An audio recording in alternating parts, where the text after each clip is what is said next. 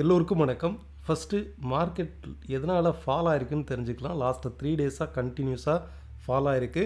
முக்கியமான ரீசன்னா இந்தியாவுடைய ருப்பி இதுவரைக்கும் இல்லாத அளவுக்கு லோவஸ்ட்டாக ஃபால் ஆயிருக்கு. பொதுவாக இந்த டொனால்ட் ட்ரம்ப் இவங்களுடைய அந்த ஆட்சியில் பார்த்திங்கனாக்கா டாலர் இண்டெக்ஸை டாலருடைய ஸ்ட்ரென்த்தை இன்க்ரீஸ் பண்ணுவாங்க. அதே நேரம் இந்தியாவுடைய ட்ரேட் டெஃபிசிட்டும் லாஸ்ட் 2 இயர்ஸில் இல்லாத அளவுக்கு லோவஸ்ட்டாக இருக்குது. இதுக்கு முக்கியமான காரணம் ஃபாரின்லேருந்து அதிக அளவுக்கு கோல்டு இம்போர்ட் பண்ணியிருக்காங்க. ஸோ இதனாலே இந்த கோல்டு பாண்டை அவங்க ரெடியூஸ் பண்ணலாம், கோல்டு பாண்டை கைவிடலாம் அப்படின்ற ஒரு ஆலோசனையில் இந்தியன் கவர்மெண்ட் இருக்குது. பிகாஸ் ட்ரேடு டெஃபிசிட் அதிகமானதுனால. ஸோ ஓகே ஃபைன், இதுதான் மேஜரான ரீசன். Q2 பர்ஃபார்மன்ஸும் அந்தளவுக்கு இல்லை. ஃபைன், டெக்னிக்கலாக மார்க்கெட்டை அப்ரோச் பண்ணி பார்க்கலாம். லாஸ்ட் 3 டேஸாகவே மார்க்கெட் கண்டினியூஸாக ஃபால் ஆகிட்டு இருக்குது. ஸ்டாக் மார்க்கெட்டை பொறுத்தளவுக்கு நீங்கள் ஒரு லாங் டேர்ம்னு வச்சுக்கோங்களேன், நம்ம பாசிட்டிவாக இருக்குது அப்படிங்கிறத ஈஸியாக சொல்லிடலாம். இப்போ தங்கம் இருக்குது, ஒரு 10 வருஷத்தில் கண்டிப்பாக உயர தான் போகும். அதே மாதிரி தான் ஸ்டாக் மார்க்கெட் அடுத்து ஒரு 10 வருஷத்துலேயே 5 வருஷத்துலேயே உயர தான் போகும். பட் இதில் இன்ட்ராடேயில் ஷார்ட் டேர்மில் ட்ரேட் பண்ணுறவங்க ரொம்பவே ஒரு ஸ்ட்ராங்கான பர்சன் மைண்ட் அளவில் மார்க்கெட் ரொம்பவே ஷேக் பண்ணி பார்க்கும். இதில் கிளியராக டெக்னிக்கலாக தெளிவாக இருந்து அதன்படி நம்ம ஸ்ட்ராங்காக இருந்தால் மட்டும்தான் இதில் இன்ட்ராடேலையும் சரி ஷார்ட் டேர்ம் இதுலேயும் சரி நம்மளால் ஒரு ட்ரேடை ஒரு ப்ராஃபிட்டபுளாக பீஸ்ஃபுல்லாக இருக்க முடியும். ஃபைன், எதுக்கு சொல்ல வரேன்னா மார்க்கெட்டை பொறுத்தளவுக்கு டெக்னிக்கலாக நீங்கள் டெஸ்ட் பண்ணி பாருங்கள். இந்த வேலை தான் மார்க்கெட்டு நகர்ந்துருக்கு அப்படிங்கிறத நம்ம பார்க்கோம்.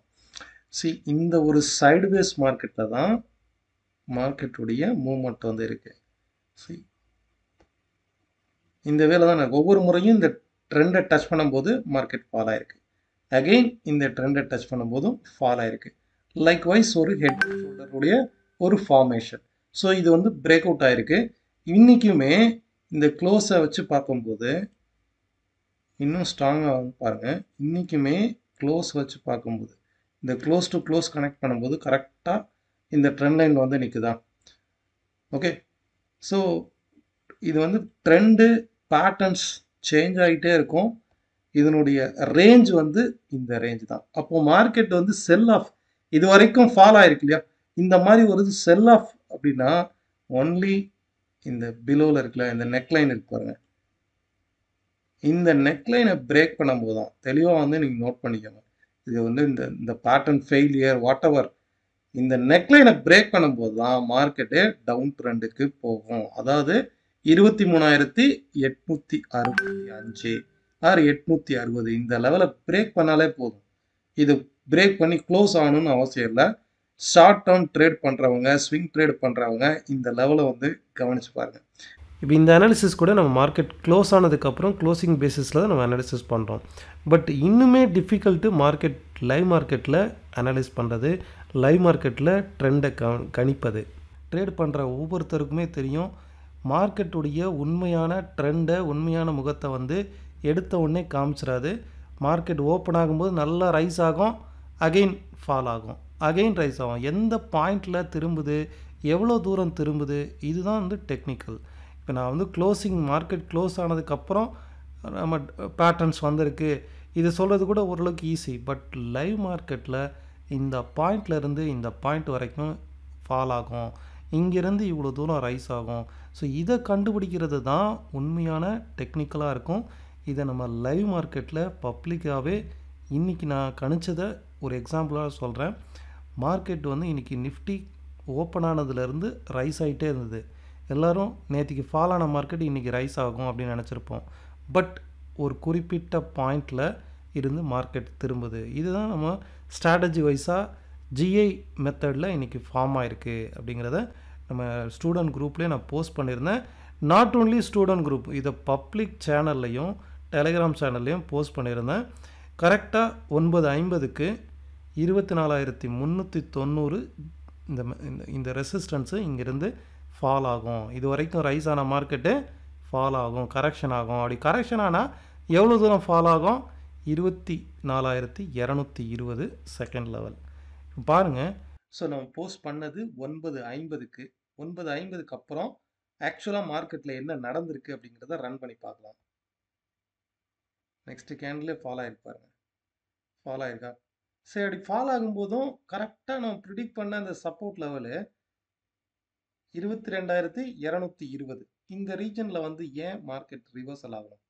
சரி, இது வரைக்கும் ஷார்ப்பாக ஃபால் ஆன மார்க்கெட்டு இந்த பர்டிகுலர் பாயிண்ட்ல இருந்து ஏன் ரிவர்சல் ஆகணும்? அப்போ சப்போர்ட் ரெசிஸ்டன்ஸுங்கிறது இன்ட்ராடேல எவ்வளோ முக்கியம் அப்படிங்கிறது உங்களுக்கு தெரியும். ஸோ இதை தான் ஒவ்வொரு மெத்தட்ஸ்லையும் டிஃப்ரெண்ட் மெத்தட்ஸ்லையும் ஃபைண்ட் அவுட் பண்ணுறாங்க. நான் யூஸ் பண்ணுறது நம்ம சேனல் நம்ம ஸ்டூடெண்ட்ஸில் பிஎம்ஆர் புல்ஸ் அகாடமியில் யூஸ் பண்ணுறது GI wave method and Mi wave method use பண்ணுறோம். ஸோ ஓவரால் நிஃப்டி இந்த பேட்டர்னுடைய ஹெட் அண்ட் ஷோல்டர் பேட்டர்னுடைய சப்போர்ட்டிவ் ரீஜனில் ட்ரேட் ஆகிட்டு இருக்குது. இதை ஹவர்லியில் செக் பண்ணி பார்த்தீங்கன்னாலும் இந்த ஒரு சப்போர்ட் லைனில் ட்ரேட் ஆகிட்டு இருக்கு. ஒவ்வொரு முறை இந்த இடத்துல இந்த இங்கே இருக்கக்கூடிய ரெசிஸ்டன்ஸை இங்கே சப்போர்ட் ஆக்ட் ஆகி மார்க்கெட் பவுன்ஸ் ஆகிருக்கு. சரி, இதில் பாருங்கள், இதுக்கு க்ளோஸ் டு க்ளோஸ் கனெக்ட் பண்ணி பாருங்கள். ஃபால் ஆன மார்க்கெட் கரெக்டாக இந்த சப்போர்ட் எடுத்து ரைஸ் ஆகிருக்கு. செகண்ட் டைம் இந்த இடத்துல சப்போர்ட் எடுத்து ரைஸ் ஆகிருக்கு. அண்ட் தேர்ட் டைம் இங்கே சப்போர்ட் எடுத்து ரைஸ் ஆகலாம். சரி, டெக்னிக்கலுங்கிறது என்னது? லாஜிக்கலாக பாஸ்டில் என்ன நடந்திருக்கு அதை அப்படியே ரெப்ரசன்ட் பண்ணுறேன். ஸோ இதை நீங்கள் ஃபாலோ பண்ணி பாருங்கள். நிஃப்டியை பொறுத்தளவுக்கு இந்த பேட்டர்னுடைய சப்போர்ட் லைனில் தான் ட்ரேட் ஆகுது. நம்ம வந்து நெகட்டிவ் ட்ரெண்ட் அப்படின்னா 23,850க்கு பிலோவில் போனால் மட்டுமே நெகட்டிவ் ட்ரெண்டாக ஃபார்ம் ஆகும். இதை டெஸ்ட் பண்ணி பாருங்கள். ஹவலியில் கூட டெஸ்ட் பண்ணி பாருங்கள். ஃபைன். இதே பேட்டர்ன் இதே ஸ்டைலில் தான் சென்செக்ஸும் ட்ரேட் ஆகிட்டு இருக்குது. கரெக்டாக சப்போர்ட் லைனில் ட்ரேட் ஆகிட்டு இருக்குது. அதே போல் தான் உங்களுக்கு பேங்க் நிஃப்டியும் ப்ரீவியஸாக இருக்கக்கூடிய இந்த சப்போர்ட் லைன் நியர்பைல ட்ரேட் ஆகுது. ஸோ பேங்க் நிஃப்டி வந்து கொஞ்சம் வீக்காகவே இருக்குது.